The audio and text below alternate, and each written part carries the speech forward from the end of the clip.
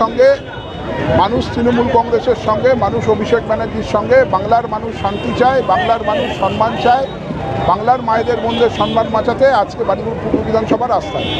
18 দিন হয়ে গেল, এখনো সাজা কোনো কেউ পাচ্ছে না, আপনারা প্রতিবাদ করছেন রাস্তায় নেমে, আগামী দিন কী বার্তা দেবেন? এটা সিবিআই বলতে পারবে। 18 দিন নয়, আমরা দেখেছি 18 মাস, 18 বছর, এখনো পর্যন্ত সিবিআইয়ের যতগুলো তদন্ত বাংলায় করছে কোনো তদন্ত শেষ হয় না। শুধুমাত্র বিজেপির এবং সিপিএমের চক্রান্তে, সিবিআই চক্রান্তে মানুষকে একটা উত্তেজনা তৈরি করে বাংলায় অশান্তি তৈরি করার চেষ্টাই, এটাই সিবিআই ব্যস্ত।